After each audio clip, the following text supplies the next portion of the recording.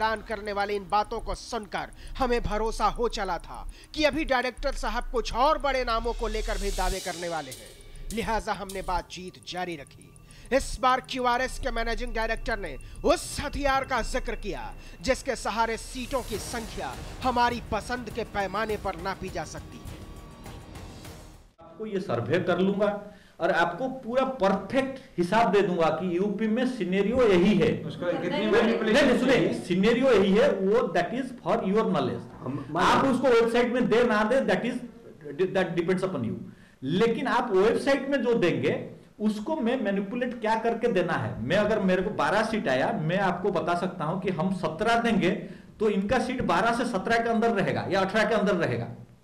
तो 22 करोगे 18 रहेगा, तभी 2% मार्जिन ऑफ एरर में एडजस्ट हो जाएगा। लेकिन 12 सीट को तुम 35 नहीं कर पाओ। हम हैरान थे और उससे ज्यादा परेशान, लेकिन बंद मुट्ठी खुलनी शुरू हुई तो खोल भी उतरता चला गया। न्यूज एक्सप्रेस के ऑपरेशन प्राइम मिनिस्टर ने जनमत सर्वेक्षणों के पर्दे को उधेड़ कर रख दिया था। बेहुरिया ने अब तक जो कहा था वो तो कुछ भी नहीं था। हमें इस बात का सरा भी इल्म न था कि ओपिनियन पोल के कलाकारों की कमर रुपए के सस्ते में ऐसे झुकती चली जाती है। जसवंत देशमुख क्या करता है, वो मेरे से डाटा लेकर अपने हिसाब से प्रोजेक्शन करके देता है, चोरी करता है। मतलब मेरे को 1 लाख रुपया देगा, मेरा डाटा।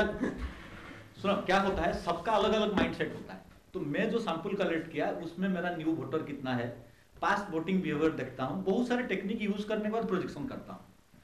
तो मेरा जो प्रोजेक्शन का टेक्निक अलग टाइप का होता है। तो जसवंत क्या करेगा, बोले अरुण फोन कर, देशमुख सी वोटर वाला देशमुख फोन करेगा, अरुण तुम पंजाब में किए थे, कितना सैंपल लिए थे? मैं 20,000 सैंपल लिया था, मेरे को थोड़ा डाटा मिलेगा। अच्छा, सी वोटर, हाँ सुनो, मेरे को थोड़ा डाटा मिलेगा। तो अगर मेरा वो काम पूरा खत्म हो गया है, मैं क्लाइंट को सब कुछ दे दिया हूं, मैं डाटा में क्वेश्चन पूछा हूं, 25 क्वेश्चन पूछा हूं, तो मैं बोलूंगा और कितना क्वेश्चन पूछे थे? मैं 25 के जगह बोलूंगा 12 क्वेश्चन पूछा था। वो 12 को एनालाइज करेगा, तो 12 को एनालाइज करेगा, लेकिन मेजर जो है शिफ्टिंग वोट देखेगा, तो उसी को लेकर वो अपना एनालाइज करता है। न्यूज एक्सप्रेस का ऑपरेशन प्राइम मिनिस्टर सर्वेक्षणों के स्याह चेहरे का वो आईना बनता जा रहा था जिसने हमारे लोकतंत्र को सस्ता बना दिया था। इतना सस्ता कि उसकी रूह को कोई भी रुपए के बुलडोजर से रौंद कर चलता बने। हमारे सामने साफ हो चुका था कि जनमत के खेल में कई बड़े नाम शामिल हैं, कि एक एजेंसी के सर्वे पर दूसरी एजेंसी झूठा एनालिसिस भी कर देती है, और यह भी कि सर्वे एजेंसियां सैंपल साइज के नाम पर देश के साथ सरेआम झूठ बोलती हैं। इसके बाद ऑपरेशन प्राइम मिनिस्टर के अंडरकवर रिपोर्टर सीधे सौदे पर आ गए थे, क्योंकि यह तो साफ हो चुका था कि विचार के बाजार में लोकतंत्र बिचौलियों की कृपा का मोहताज होता है। अब सिर्फ ये पता लगना बाकी रह गया था कि जनता की चाहत को अपनी पसंद के लिफाफे में चौराहे पर बेचने की कीमत क्या होती है। ऑपरेशन प्राइम मिनिस्टर ने सर्वेक्षणों का कोई भी हिस्सा अदृश्य नहीं रहने दिया था। खुफिया कैमरे के कटघरे में ओपिनियन पोल का कारोबार निर्वस्त्र खड़ा था। इस सच से कैसे मुंह फेर लें कि क्वालिटी रिसर्च सर्विसेज हमारे मन मुताबिक सर्वे करने को तैयार हो गई, कि क्यूआरएस के निदेशक सीटें बढ़ाकर दिखाने को भी राजी हो गए, कि सिर्फ 25% ज्यादा दाम चुकाने पर क्यूआरएस सीटों के सौदे पर तैयार हो गई। अरुण बेहुरिया ने साफ कहा कि वह कई पार्टियों के लिए पहले भी सीटों में फेरबदल कर चुके हैं, कि सीटों के आंकड़े में हेरफेर के लिए रातों रात नई कंपनी भी बन जाती है, कि दूसरी नामी कंपनी भी क्यूआरएस से डाटा लेकर ओपिनियन पोल दिखा देती है, और ये भी कि कंपनी मार्जिन ऑफ एरर के नाम पर सीटों को बढ़ाने और घटाने का दांव चलती है। जो सैंपल का सपोज हम 25,000 सैंपल ले रहे हैं, पर सैंपल मेरा कास्ट अगर 100 रुपया आया, 80 रुपया आया, मैं उसमें 10 रुपया ऐड करूंगा, क्योंकि ओवरऑल में ऐड करूंगा। वो मतलब वो आपको मैं छोड़ दिया। दैट इज अप्रोक्सीमेटली 25% उसके ऊपर से, that's it. That is your नहीं तो सुनिए, मैं आपको कास्ट दूंगा, मैनिपुलेशन कॉस्ट 10% रख लूंगा, 25% रख लूंगा, 20% रख लूंगा। बात यह है कि आप पर स्टेट के हिसाब से हमें, लेकिन ये जल्दी करना पड़ेगा क्योंकि टाइम फ्रेम बहुत कम है। ऑपरेशन प्राइम मिनिस्टर में ओपिनियन पोल के नाम पर दर्ज पाप के ये वो दस्तावेज हैं जिनका कोई प्रायश्चित नहीं। गणित और विज्ञान को जोड़कर जनमत को पढ़ने के मसीहा अंदर से गणतंत्र की चाहतों के सौदेबाज निकले। लेकिन अभी रुकिए, क्योंकि आगे और भी बड़े चेहरे हैं, और भी बड़ी चालबाजियां, और भी बड़े चमत्कार। बैठिए हमारे साथ और खुली रखिए अपनी आंखें, क्योंकि सवाल देश की आत्मा का है। आपको देखना ही पड़ेगा उन सौदेबाजों को जिनके लिए आपकी सोच भी बिकाऊ है और आपका सच भी। ऑपरेशन प्राइम मिनिस्टर जारी है।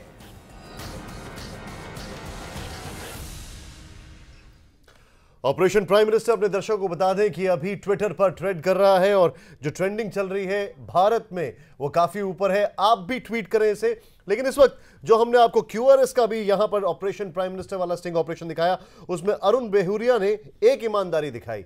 वो ये थी कि हम 12 से 17 कर सकते हैं, लेकिन 12 से 35 नहीं कर सकते हैं। बहरहाल कई सारे खुलासे हुए स्टिंग ऑपरेशन में। अभी इस वक्त हमारे साथ जो हमारे मेहमान जुड़ चुके हैं, सबसे पहले उर्मिलेश जी हमारे साथ हैं नोएडा स्टूडियो में। मेरे साथ लालजी टंडन है, बीजेपी के वरिष्ठ नेता हैं।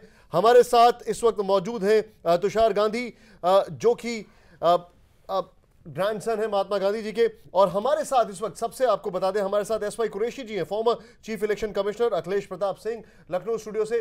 लेकिन सबसे पहले मैं कुरैशी साहब से एक सवाल पूछना चाहूंगा। कुरैशी साहब, अगर बात की जाए ओपिनियन पोल की, तो जिस तरीके से मैनिपुलेशन सामने आ रहे हैं पैसा लेकर, मतलब यहां पर पॉलिटिकल पार्टीज का नाम सामने आ रहा है। QRS ने बताया कि एक पॉलिटिकल पार्टी अप्रोच करती है, उन्होंने बीजेपी का नाम लिया तो हमने उनके लिए डेटा बता दिया। दूसरा समाजवादी पार्टी अप्रोच करती है तो उनके लिए डेटा बना दिया। एक ही अखबार में एक ही पेज पर दोनों कंपनियों का डेटा, दोनों एक ही जैसी कंपनियां हैं और अलग अलग डेटा दोनों का आ रहा है। दोनों ने 200-200 सीट दे दी है। क्या कहेंगे आप इस पर? देखिए, जो बात मैं साल से कहता चला आ रहा हूँ कि ओपिनियन पोल बिल्कुल फ्रॉड हो सकते हैं।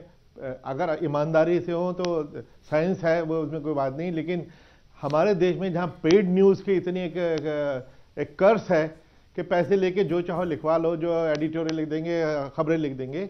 ऐसी सूरत में कि पेड ओपिनियन पोल भी पैसे लेके नहीं होता। इस पर मैंने बार बार कहा है। मेरे आप अक्सर टीवी पे कई डिबेट में यही लोग जो आज जिनको आपने पकड़ा, ये मजाक उड़ाते थे कि मैं क्या बेवकूफ़ी की अनसाइंटिफिक बातें कर रहा हूँ, कि इसके मैनिपुलेशन पे हमें हमेशा से शुबा था। और सभी पॉलिटिकल पार्टीज हमारे पास आती थी। 1998 में, 2004 में बार बार इन्होंने आके कहा कि ओपिनियन पोल और एग्जिट पोल को बैन किया जाए। हम उनसे सहमत थे, इसीलिए हमने गवर्नमेंट को लिखा कि आप एक्ट लाइए पार्लियामेंट का और इसको बैन कर दीजिए। लेकिन 2008 में जब पार्लियामेंट में गए तो इन्होंने एग्जिट पोल को तो बैन कर दिया, ओपिनियन पोल को बैन नहीं किया। उसके बाद ही वापस हमारे पास आके फिर शिकायत करने लगे। फिर हमने कहा कि साहब, हम तो आप ही के कहने से हमने ये आपको सजेशन दिया और उसके बावजूद आपने इसको बैन क्यों नहीं किया।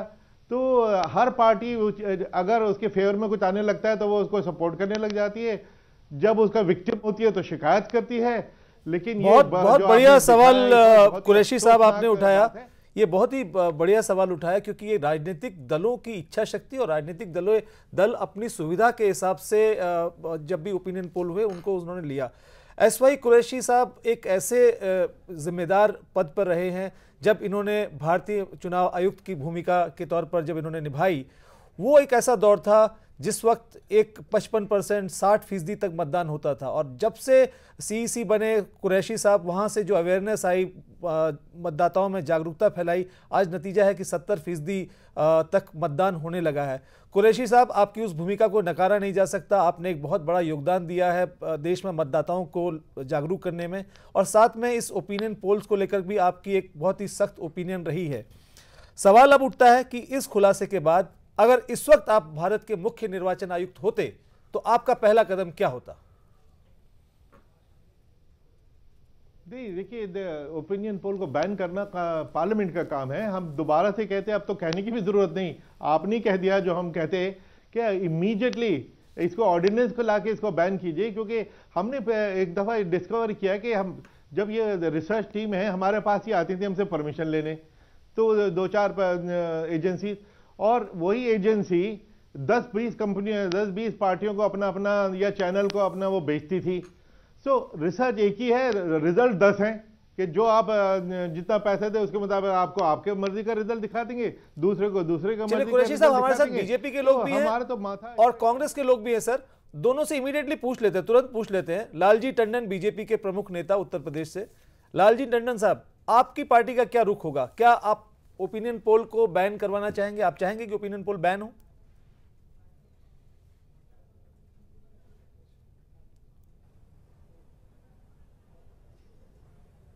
माफ कीजिए। देखिए, इसे आप एक बिंदु के ऊपर सीमित नहीं कर सकते। कुरैशी साहब ने अभी जो कहा वो सही बात यह है कि पूरा हमारा इलेक्शन का सिस्टम जब तक बहुत इसमें व्यापक परिवर्तन नहीं होंगे, इसमें धन का प्रवाह नहीं रुकेगा, तब तक ये बीमारियां कहीं न कहीं सर, हम ओपिनियन पोल के बारे में आपसे पूछ रहे हैं, दूसरी जगह शुरू हो जाएगी। सर, आपकी पार्टी का रुख ओपिनियन पोल को लेकर क्या है? इसलिए एक ऐसी व्यवस्था की जरूरत है। जी, आपकी पार्टी का ओपिनियन पोल को लेकर क्या रुख है? पहले मेरी बात अगर आप सुनने को हो तैयार हो तो मैं कहूं, नहीं तो जी सर, माफी चाहते सर। मैं अपनी पार्टी का ओपिनियन पोल पे क्या रुख है वो बार बार आ चुका है कि सारा देश ये चाहता है कि ये जो मीडिया का दुरुपयोग होता है, चाहे वो ओपिनियन पोल में हो और चाहे न्यूज में हो और चाहे वो डिस्कशन में हो, ये सारी चीजें जो हैं इनमें धन का प्रयोग अगर होगा तो वो लोकतंत्र को कहीं ना कहीं क्षतिग्रस्त करता है। तो इसलिए ऐसी व्यवस्था मैं चाहता हूं और कि जहां पर इस तरह की गुंजाइशें न रहें कि लोग पैसे के बल पर लोगों की राय खरीद लें। ये राय खरीदने की बात होती है। चलिए अब जल्दी से अखिलेश प्रताप की भी राय ले लेते हैं। लालजी जी, क्या कहेंगे? पिछले चुनाव में ये पूरा विषय था कि पेड न्यूज। अब आप मुद्दे के ऊपर जब मैं कह रहा हूं तो आप मोड़ ले रहे हैं। मैं सर, ये कह रहा हूं कि लालजी टंडन जी, सर अभी हमको बहुत आगे और इसके बारे में दिखाना है। बहुत 11 एजेंसी हैं, अभी सिर्फ एक एजेंसी के बारे में बात हुई। उर्मिलेश जी से एक छोटा सा कमेंट बोलूंगा। उर्मिलेश जी, आप पत्रकारिता इतने साल से कर रहे हैं, आप सब जानते हैं कैसे क्या होता है। ये जो सामने खबर आई, जो हमने दर्शकों तक पहुंचाई, आप को पता था ये सब होता है? देखिए विनोद, हम लोग मैं कह सकता हूँ एक जर्नलिस्ट के रूप में हम लोगों ने इस पर बहुत पहले से कह रहे थे कि ओपिनियन पोल जो हैं उसमें majority of them, I mean ज़्यादातर ओपिनियन पोल फर्जी हैं, इसमें फ्रॉड हो रहा है। हमने अपने कार्यक्रम में भी जो एक पब्लिक ब्रॉडकास्टर पर मैं करता हूँ मीडिया मंथन, उसमें भी इस विषय पर हमने चर्चा की और देश के जो बहुत जेन्युइन किस्म के जर्नलिस्ट और सर्वेयर्स हैं उनको भी बुलाया था। और मुझे याद है कुरैशी साहब से भी एक बार हमने मीडिया मंथन में राज्यसभा टीवी पर इसकी चर्चा की थी।